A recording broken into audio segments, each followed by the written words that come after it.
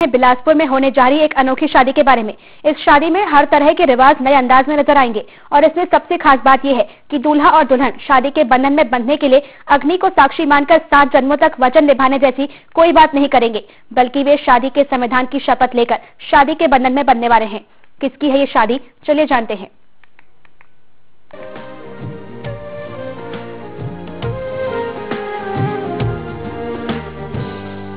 शादी बड़ी आसानी से भी की जा सकती है। फिजूल खर्चों के लिए लाखों रुपए कर्ज लेकर लंबे समय तक कर्ज चुकाते रहने की मजबूरी के बगैर भी की जा सकती है। जाहिर है पैम्फलेट देखकर इसे समझना थोड़ा मुश्किल है। देखने में और संदेश से जाहिर होता है कि ये किसी शादी का सामाजिक संदेश है। अखबार के बीच आने वाला ये कागज का टुकड़ा शादी का कार्ड है। चौंकना लाजमी है।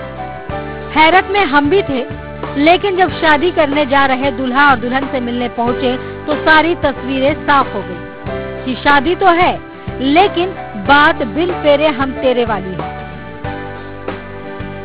परिवार में भी जब बात आती थी कि हमने तुमको ये बोला, तो मेरा एक ही था कि संविधान नहीं होता तो आप अब हमको ये अधिकार नहीं देते।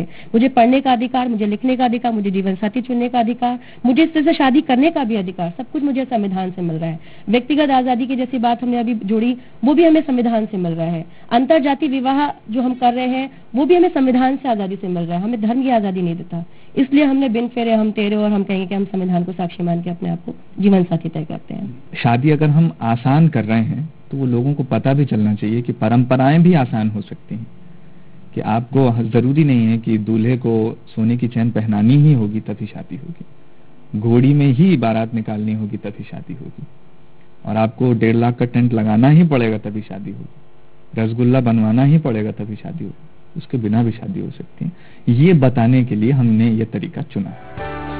बातों से तो जाहिर हो गया कि ये शादी कोई आम शादी नहीं है। ये वो शादी है जो समाज के तमाम बंधनों से परे है, तमाम रीति रिवाज से ऊपर है।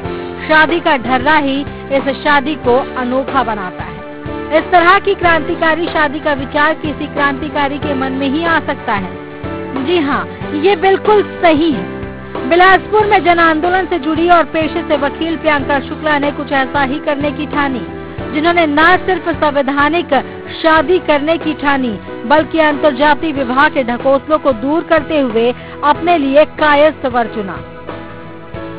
शादी कुछ वैसी ही होगी जैसा छपवाए गए टेम्पलेट में दर्ज है। मंदिर में शादी होगी, चंदे के पैसे से भोज होगा और फिर संविधान की शपथ लेकर शादी की जाएगी। इस तरह की शादी के लिए दोनों के परिवार वालों को मनाने में कुछ वक्त लगा, क्योंकि बिना गाजे बाजे के साथ बेटी का ब्याह समाज वाले पचा नहीं पाते। लेकिन बच्चों की खुशी के आगे उनका ऐसी शादी करने के फैसले को उन्होंने मंजूरी दे दी।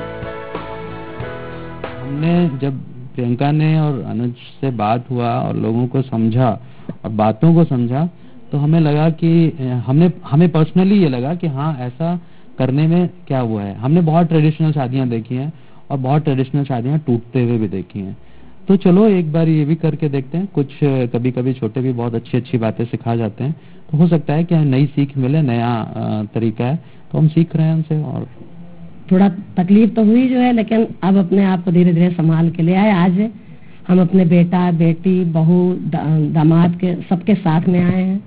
हमारा परिवार हमारे साथ में है, सब परिवार के साथ में। अगर हमारी सहमति न होती, न हमारे पति साथ में है, सब पूरा परिवार हमारा साथ में है, तो इसलिए जो है अब यही समझ लीजिए कि अगर सहमति नहीं होती तो हम यहाँ तक ना आते हैं। शादी एक सामाजिक रवायत है, इसे निभाना पड़ता है और ना निभाने पर दुश्वारियां झेलनी पड़ती है। लेकिन ऐसी शादी अपने आप में समाज के ढकोसलेपन पर प्रहार है। संविधान की शपथ लेकर शादी के बंधन में बंधना अपने आप में अहम है।